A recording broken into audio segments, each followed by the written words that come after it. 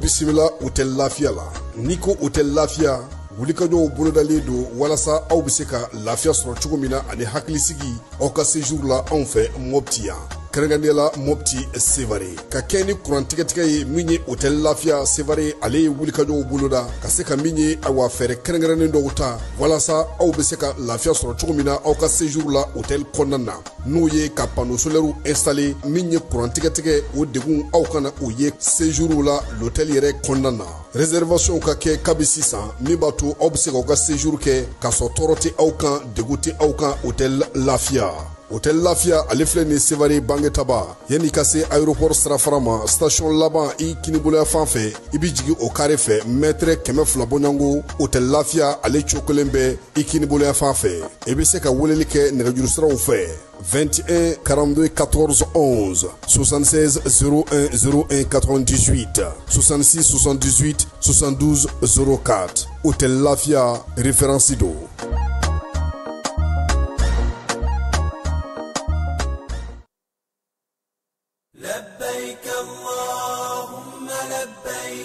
La commission des agences de voyage du Mali informe l'ensemble des pèlerins que les inscriptions pour le Hajj 2026 sont ouvertes. Elle invite toute personne désirant accomplir le Hajj 2026 d'aller s'inscrire rapidement auprès de l'agence de voyage de son choix, en insistant sur le respect des procédures établies pour sécuriser le voyage et faciliter l'obtention des documents nécessaires. La clôture des enregistrements est fixée au 31 décembre 2025. Une date butoir à ne pas franchir pour tous ceux qui souhaitent accomplir ce 5e pilier de l'islam en Arabie Saoudite. Après le 31 décembre 2025, aucune inscription ne sera autorisée. La commission invite les fidèles musulmans à aller s'inscrire dans les délais afin d'éviter les désagréments des dernières minutes. Elle rappelle que la réussite de cette organisation repose sur une anticipation des inscriptions, une meilleure coordination et une collaboration étroite entre les agences de voyage et les pèlerins. Les agences de voyage assurent qu'elles sont déjà prêtes à recevoir les inscriptions et accompagner les pèlerins tout au long du processus.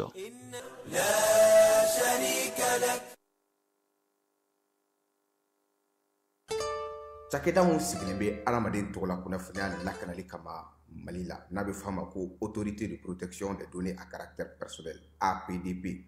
U kɛlen don ka wulikajɔba daminɛ Bamakɔ suguba kɔnɔ. Wulikajɔ in laɲini ye jumɛn ye? Ka ɲɛfɔli kɛ, ka fɛsɛfɛsɛli kɛ ani ka suguba kɔnɔ mɔgɔw dɛmɛ ka formalité déclarative ka se ka o musaka sara ka sɔrɔ wuli ka bɔ u sigiyɔrɔ la. Formalité déclarative bɛ se ka ta vidéo surveillance kan, a bɛ se ka ta gestion clientèle kan, a bɛ se ka ta gestion de la paix kan, o n'a ɲɔgɔnna caman. Missionnaire ninnu u labɛnnen don APDP gilet la ka APDP bati d'u ma ka tila ka ordre de mission officiel dilan ka d'u ma. Formalité déclarative ninnu a musaka bɛɛ lajɛlen bɛ se ka sara Trésor Pays fɛ. Trésor Pays ye falandɛrɛ dayɛlɛlen ye jamana ɲɛmaaw fɛ walasa jamana kɔnɔdenw bɛ se k'u ka redevance bɛɛ lajɛlen sara ka sɔrɔ u ma wuli ka bɔ u sigiyɔrɔ la. Trésor Pays bɛ labaara i ka téléphone ou bien ordinateur fɛ. O musaka ninnu saralen a jagoyalen don APDP agent kan u ka reçu d'i ma reçu min sanfɛ i b'a ye i ye musaka mun bɔ i y'a bɔ kun min na QR code dɔ b'a la i bɛ se k'o scanner walasa ka a sɛbɛntiya k'a fɔ k'i ka sarali ɲɛna. APDP b'a da jamana kɔnɔdenw tulo kan k'u ka agent minnu bɛ terrain kan u labɛnnen don ni gilet ye ka tila ka APDP badge d'u ma ani APDP ordre de mission officiel. Nin wulikajɔ in fɛ APDP bɛ k'a ka service gɛrɛ jamana kɔnɔdenw na walasa adamaden tɔgɔ la kunnafoniya lakanali bɛ don ba la an ka jamana kɔnɔ.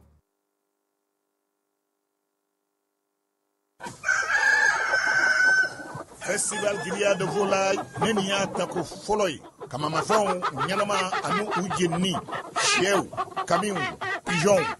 kulokulubaw tɔnkɔnɔw kɔnɔ sogontiw dugudugu fo ka taa se kayi n'a ɲɔgɔnnaw ma. A baara bɛɛ lajɛlen labɛnna association Tom Dollar AMSTD ani radio Kiledu ka baarakɛɲɔgɔn kɔnɔna la. Nin tako fɔlɔ in a bɛ daminɛ novembre kalo tile 26 ka fori a tile 30 san 2025. Terrain Shaba min filɛ nin ye Lafiyabugu a yɔrɔ man jan Monument Cabral o yɛrɛ la. Aw minnu ye kamamafɛn marabagaw ye, aw minnu ye kamamafɛn tobibagaw an'a jenibagaw ye, siyɛjennaw n'a ɲɔgɔnnaw, aw kana sigi cogo si la. Aw ye aw bolofɛnw lakodɔn ka na aw tɔgɔ sɛbɛn nin ɲɔgɔn kunbɛn belebeleba in na n'an ko ma Festival Grillade Volaille. Ni aw mago bɛ kunnafoni wɛrɛw la, a ye weleli kɛ 76 42 42 02 walima 65 88 72 76. Filakasuma o tere man ɲi. A ye wuli joona ka na aw sigiyɔrɔ maminɛ. Ni Festival Grillade Volaille a denfaya minan sigilen bɛ cɛba min kɔrɔ o ye Saka Aliseni Kamara ye, président délégation spéciale communicatif kɔnɔ. A denbaya mina Madame Diallo Jarafa Gakuye, promotrice lycée Beydi Kunanji. Badew, Festival Grillade Volaille n'a bɛ kamamafɛnw kofɔ nin ye a tako fɔlɔ ye. Aw kana to cogo si la nin ka lakale aw ye. Agence Dunia Travel Service a ko a bɛ bonyamasegin foli kɛ ka ɲɛsin a ka sango hijidenw ma. Aw minnu ye danaya ta ka d'a kan aw ka hiji labɛn ni a kɛcogo ɲuman na. N'an taara hɛrɛ la ka segin hɛrɛ la, dumuniw ka ɲi, bɛrɛbɛrɛli ka ɲi, n'an mago bɛ diɲɛ fɛn fɛn na u b'a bɛɛ lajɛlen k'an ye. Donc an b'u fo k'u barikada. Directeur min tun b'a nɔfɛ n'o ye Amadu Mayiga ye, a jɔra a jɔyɔrɔ la. Ɲɛmɔgɔya ko fɛn fɛn a jɔra a jɔyɔrɔ la. Ka nisɔndiya mɔgɔw la, ka mɔgɔw bɛrɛbɛrɛ, ka ko to mɔgɔw t'a la. Mɔgɔw tɛ min dɔn k'a ɲɛ yira mɔgɔw la. An y'o baara de sɔrɔ duniya la. Kumu kelen kɔnɔ a ko ka aw bɛɛ lajɛlen laduniya silamɛ minnu bɛ Mali kɔnɔ ani minnu sigiyɔrɔ bɛnnen don diɲɛ jamana wɛrɛw ma k'a fɔ san wɛrɛ o hiji ni o umura o baaraw labɛnw daminɛna ka ban. O tumana aw minnu b'a fɛ ka hiji kɛ damu lakana ni basigi kɔnɔ, agence Dunuya a kɛmɛ k'o fɛɛrɛ bɛɛ lajɛlen tigɛ ka hiji kɛcogo ɲuman kalanw bɛɛ lajɛlen labɛn ka bila aw ɲɛ. Min y'i k'a dɔn siyɔrɔ ni damu ye ka surunya aw ka bato kɛ yɔrɔw la. Dumuni lakika sanuma o bɛ tobi ka bila aw ka bolo ka saga n'a ka waati bɛɛ lajɛlen la. Dɔgɔtɔrɔ jolenw olu bɛ aw nɔfɛ hiji kɛ yɔrɔ ani bato kɛ yɔrɔ wɛrɛw bɛɛ lajɛlen la, yɔrɔ bɛɛ ani waati bɛɛ. Baw bolo kuma dɔ o ka wusa ne de sen ka di ye. Agence Dunia Travel Service jɛɲɔgɔn kelen min bɛ aw ka hiji ni aw ka humura kɛ k'a ɲɛ ale de do. O fana ni aw bɛɛ kunnafoni wɛrɛ ɲini a ye weleli kɛ 66 71 37 24 70 64 99 71. Ni aw bɛɛ u ka yɔrɔ ɲini u filɛ nin hippodrome yɛrɛ la, immeuble station Soma Yafula Kulukɔrɔ sira da la. O fana min y'i k'a dɔn agence Dunia Travel Service ye k'u bɛ dugawu kɛ hiji ni umura kɛcogo ɲuman a n'a musakaw Ala k'a nɔgɔya silamɛ bɛɛ lajɛlen ye. Ni be wari ci na wayala ni be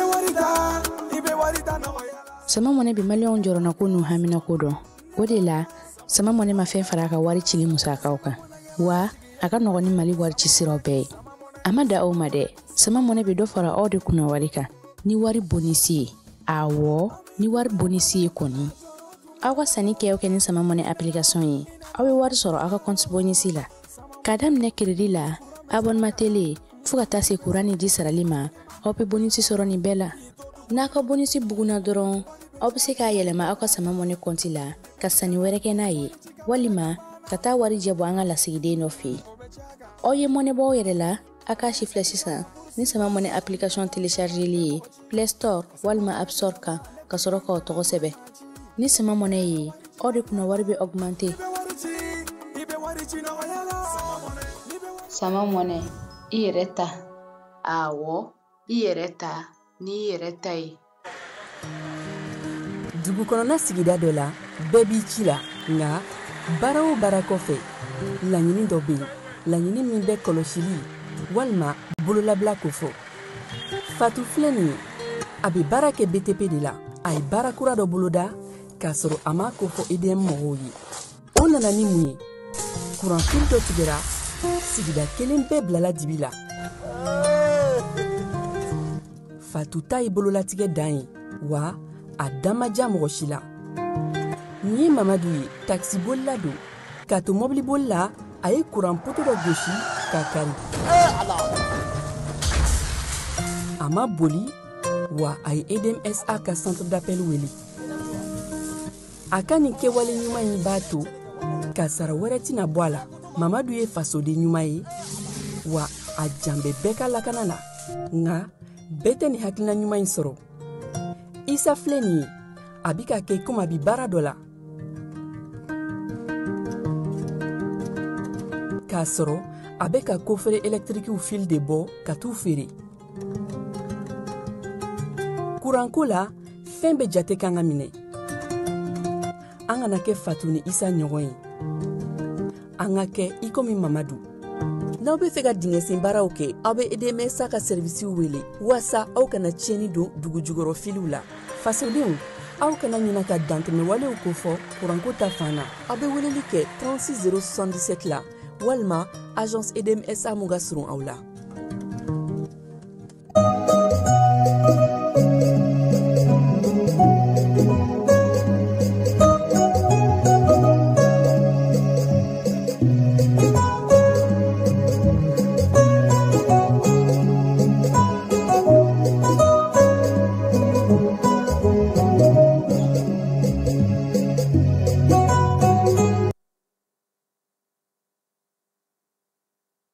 an filɛbaw ni an lamɛnbaw k'aw bɛɛ lajɛlen fo k'aw bɛɛ lajɛlen waleɲuman dɔn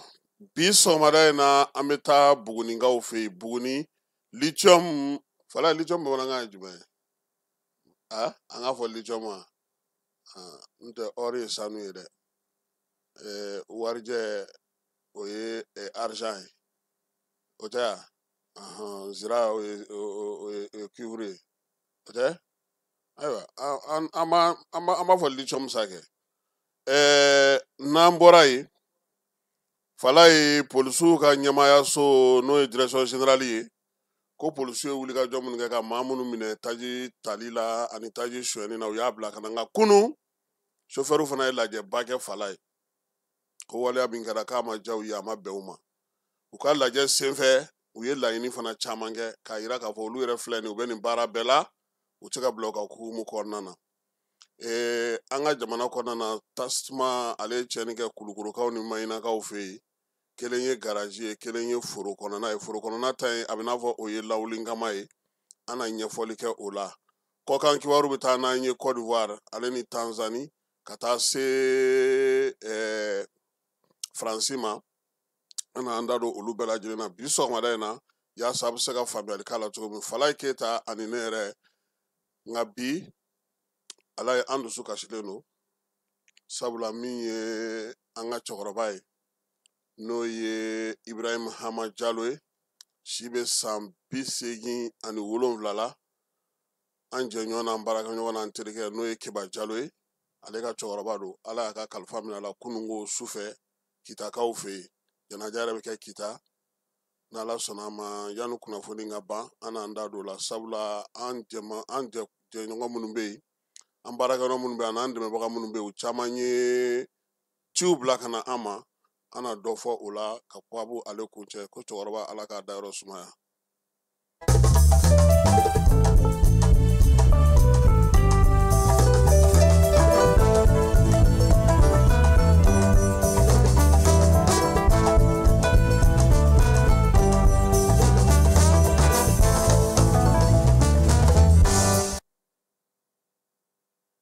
Falaye bi sɔgɔma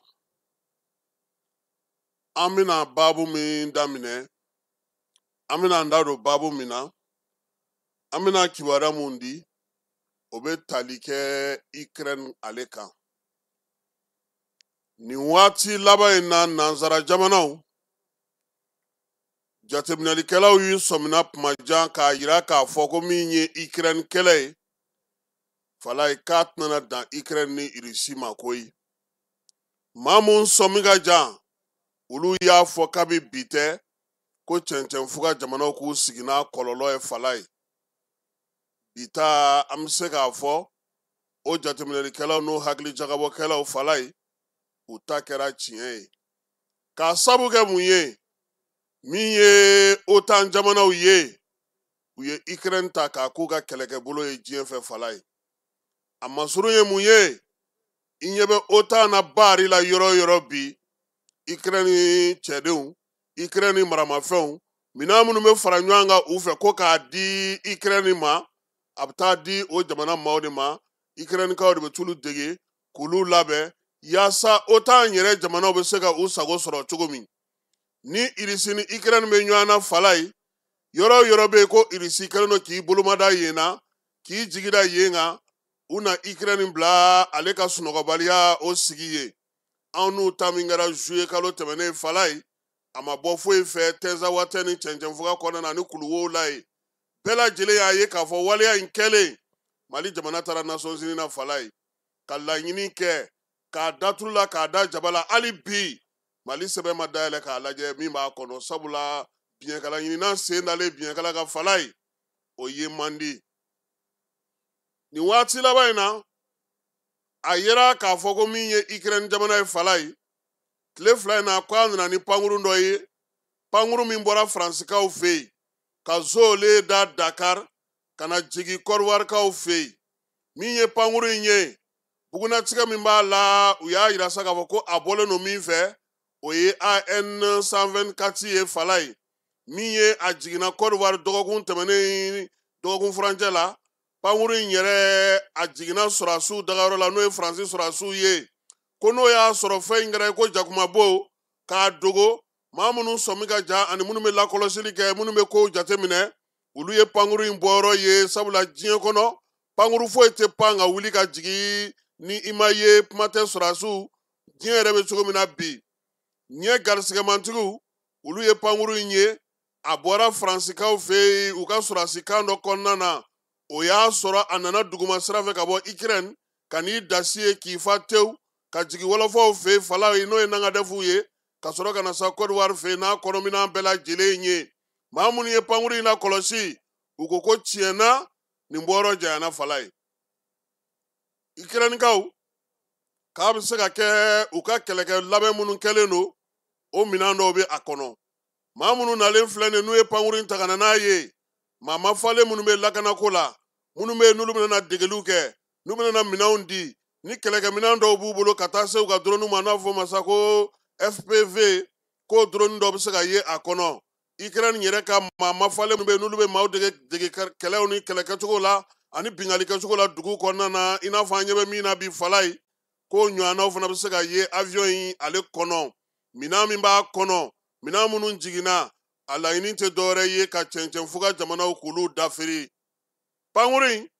n'o y'a sɔrɔ sɔrɔdasiw ta don siganama ni jɔrɔnamaw ye min lakɔlɔsi o ye k'a fɔ ko k'a bila sigi minɛn kɔnɔ dɔw ko jateminɛ na a bɛ se ka kɛ sabula kɔsa in na de min ye Ukraine ale ka lasigidenso dayɛlɛla Moritanikaw fɛ yen lasigidenso in fana dayɛlɛla min ye Kɔdiwarikaw fɛ yen u bɛ k'a lajɛ sa ka lasigidenso ninnu dayɛlɛ nka a bɛɛ lajɛlen ye sɔrɔdasi ye a cɛ fara a muso k'a bɛɛ ye sɔrɔdasi ye muguci mugu labɛn kɛlɛ labɛn min ye fɛɛrɛw sigilen sen kan laɲini ye min ye cɛncɛnfuga jamanaw olu ka se ka u yɛrɛ sɔrɔ dugu ma cogo min n'o y'a sɔrɔ Kiev ka nali farafinna kɔnɔna na ko baara wɛrɛ b'a la a kɔkɔrɔdonba o ye OTAN jamanaw ye waleya min filɛ u bolo nin ye bi o ye k'a yira sa k'a fɔ ko min ye Ukraine ye a yɛrɛ dun kun welelen don bɔgɔ jeninen kan dɛ a welela bɔgɔ jeninen kan siɲɛ caman Mali jamana fɛ nka taama mɛnɛ sisi ma bɔ fala ye pankuru min kɔni nalen filɛ nin ye sigana tɛ min na o ye k'a fɔ min ye Burkinakaw ka fanga jamana ɲɛmaa ye n'o ye Capitaine Ibrahim Traoré ale y'a yira k'a fɔ ko min ye Kɔdiwari ye ko baara bɛ labɛnnen don Kɔdiwarikaw fɛ yen min bɛna kɛ ka cɛncɛnfuga jamanaw k'olu dafiri ko yalama nin to o dalilu dɔ ye bi wa Ibrahim ye min fɔ k'a yira sa k'a fɔ ko min ye Ukraine ka nali ye farafinna yan ko a kɔlɔlɔ kɔni a n'a laɲiniw bɛɛ lajɛlen ka kan yaasa min ye Mali Burkina Niger olu bɛ se ka degun sɔrɔ n'i dun ye Kɔdiwari ta k'a lajɛ ani Burkina bɛ dancɛ bɔ cogo min ani Mali bɛ dancɛ bɔ o cogoya la waleya minnu kun kɛra kɔrɔlen ka tɛmɛ ni diɲɛ seleke naani tɔnba yɛrɛ ma se ka fɛn bɔ o la Mali ye laɲini kɛ k'a don tulu la k'a da jaba la k'a fɔ ko daluyaw b'a bolo kɔnsɛrɛsidi de ka daw yɛlɛ u ka na olu ni Ukraine ɲɛŋwɛ u ye waleya minnu kɛ maramafɛn minnu dir'u ma u bɛ ka wulikajɔ min kɛ bamancoyani juga wale kɛlɛbaw olu dɛmɛli la cɛncɛn fuga jamanaw kan k'a daluya bɛ yen ko wulikajɔ tɛ se ka kɛ min kunna fiyewu maa tɛ se k'i pan min kunna fiyewu ko o daluya gɛlɛnw bɛ yen nka o bɛɛ n'a ta fala ye min ye Ukraine jamana ye a kɛlen don i ko fosi ma kɛ u ni Mali ta kɛra yan u ka lasigidenw bɔra Senegalikaw yɛrɛ fɛ yen k'a jira k'a fɔ k'u y'a kɛ piyan o kɔfɛ tuguni u ni Mali tura ɲɔgɔn na u y'a kɛ piyan Sudan u y'a kɛ piyan min ye u kɔkɔrɔma donnen don maa mana wuli ka taa n'u ye jɛnseleke naani na tatemɛnɛ si tɛ bɔ Mali y'i sen don k'i bolo don k'a jira ko daluya b'a bolo k'a jira k'a fɔ ko min ye Ukrainikaw ye u nalen don ni maaw ye bi maa minnu bɛ Moritanikaw fɛ yen nka Mali ale sɔmi janyana fala ye ale y'a ni Moritani cɛ k'o datugu karaku sisan u yɛlɛmana Côte d'Ivoire fan fɛ o la sa Faransi bɛ ka fɛɛrɛ fɛn fɛn sigi Côte d'Ivoire bɛ se cogo min na a ka dancɛ b'a ni Mali cɛ e ma kɛlɛ yɛlɛmalen ye yan don o don Kajana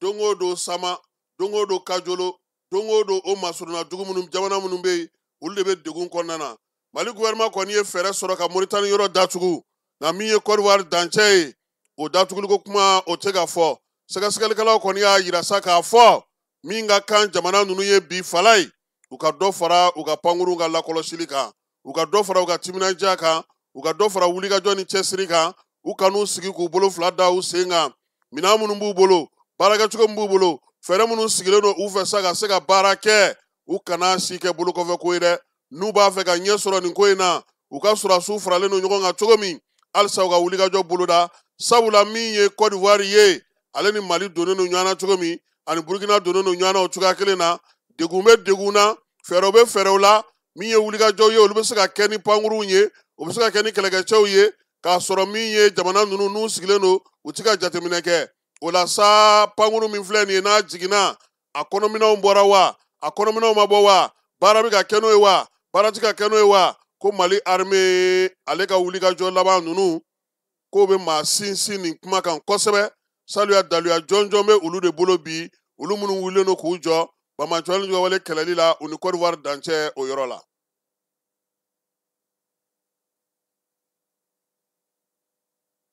lajɛlen ma aw minnu b'a fɛ ka voyager k'a sɔrɔ a ma degun sɔrɔ a ka voyage kɔnɔna na compagnie de transport Somatra u y'a kanu ka na ni kari kura caman ye kari minnu dilanna norme kɔnɔna na aw ka lafiya kama a suspension wo a climatisation a siège wo n'i ye kari jɔlen ye foyi tɛ jigin kɔnɔ i bɛ se ka don a kɔnɔna na cogo min na Somatra e ka kari Somatra ne ka kari Somatra anw ka kari o hukumu kɔnɔna na kari ninnu bɛ sira ta don ko don Bamako Segu San Moti Kucala ka taa se Sikaso ma Keɲeba Kita o ma ɲina Yoro di Sahel maaw kɔ ka taa se Kolokani Jijeni fo ka taa se Bɛnma ma Somatra fiɲɛ foroko Somatra ka wuli hɛrɛ la ka se hɛrɛ la ayiwa client aw bɛ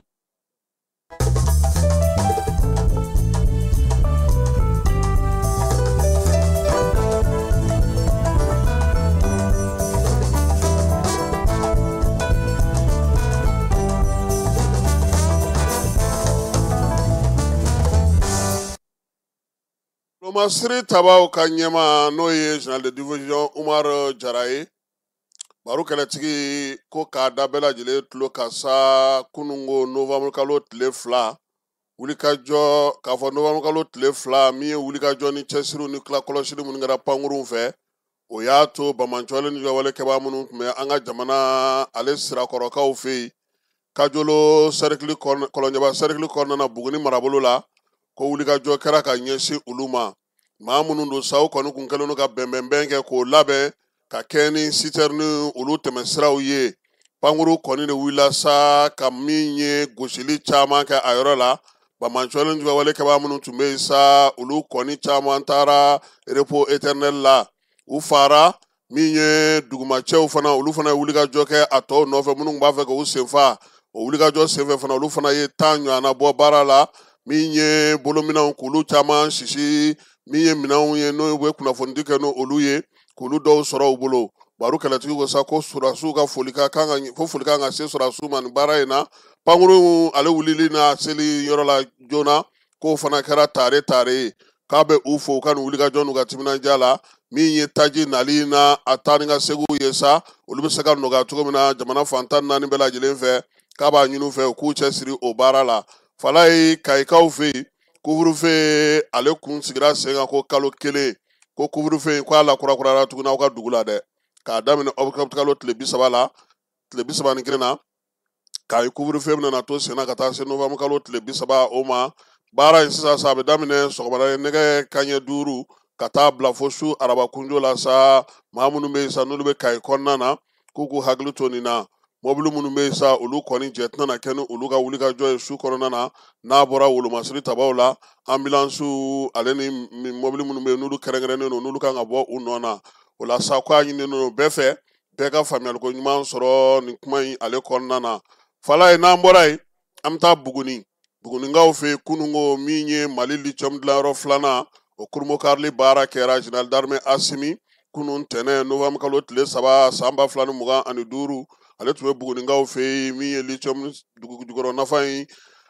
ale dayɛlɛli hukumu kɔnɔna na sa sabula nin bɛna kɛ baaraw yɛrɛ daminɛlen kɛnɛ in kan sa a yɛrɛ k'a fɔ CNT ɲɛma o ye général de corps d'armée Maliki Jaw ye ale tun bɛ yen Buguni gouverneur n'o ye Usmanu Wele ye ale fana tun bɛ kɛnɛ kan laadatigiw kintigiw min ye denmisɛnw caman ye dɛmɛbaa jɛkulu olu fana nana min ye lasigiden min bɛ yen sa n'o bɛ sinikaw tɔgɔ la ale tun bɛ kɛnɛ kan ka taa se ngilɛw olu fana ta ma sabula sini ni ngilɛw de dorogolen don ɲana ka nin baara in kɛ o la sa min ye marabolotigiw ye ka taa fara gouvernement ministres caman olu fana tun bɛ kɛnɛ kan ye maa min ye kuma ta siɲɛ fɔlɔ la sa bugunikaw fɛ yen o ye Buguni dugutigi ye Tongo Jakite a ye foli ni taloni kɛ ka ɲɛsin jamana ɲɛmaa ma a ko nin fɛɛrɛ min sigilen filɛ sen kan nin ye a bɛna n'a to olu bugunikaw k'a fɔ taare sabula u nisɔndiyalen don nin bɛna n'a yira sa k'a fɔ ko Mali fa bɛɛ lajɛlen ye Buguni ye Buguni fana ye Mali fan caman ye bi baaraw kɛcogo la k'u bɛ dugawu kɛ min ye sanubɔyɔrɔ ni dugujukɔrɔ nafabɔyɔrɔ in ye a k'olu yɛrɛ denw nafa a k'u ka sigidaw nafa a ka yiriwari la na u ka jamana kɔnɔ Mali bɛnnen kɔnɔna na minisiri min bɛ sanuko kunna ale fana ye kuma ta a y'a yira sa k'a fɔ ko nin ma san kelen yɛrɛ sɔrɔ fɔlɔ jamanakuntigi nin y'a nako 3 ye bugunikaw olu ka région kɔnɔna na fala ye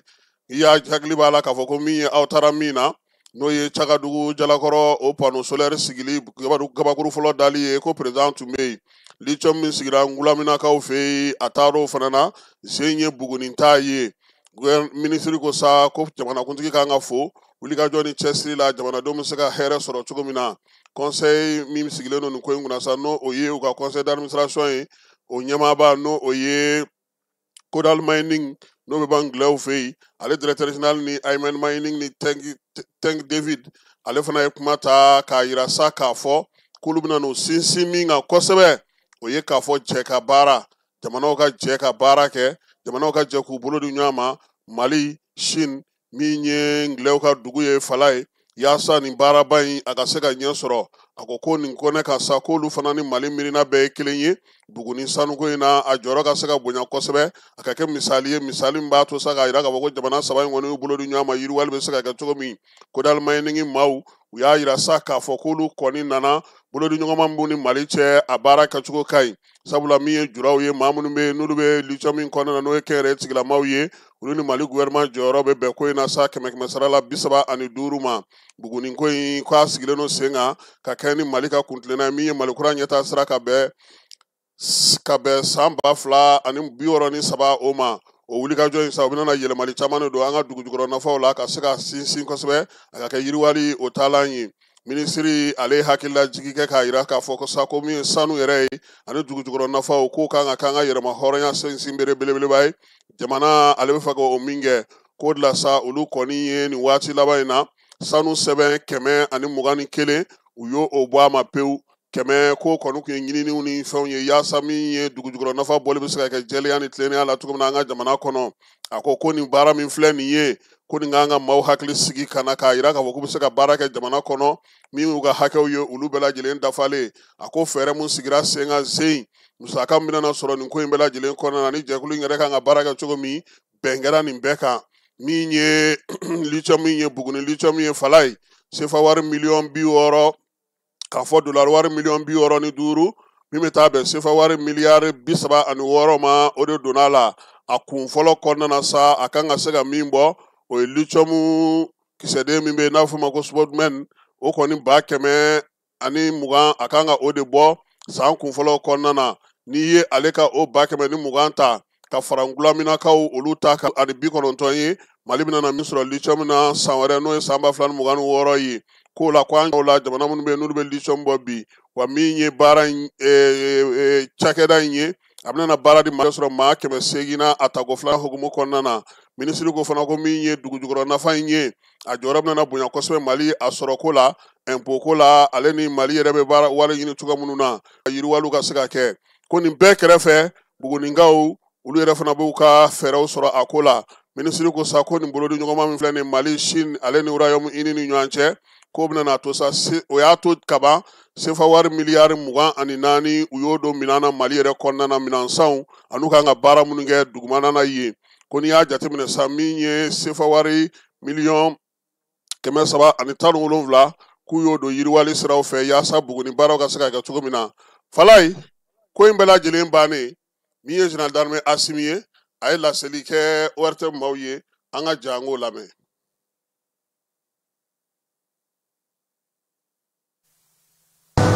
An bɛ foli fanba fɔlɔfɔlɔ bila Bugunikaw ye olu minnu bɔra ka na an kunbɛn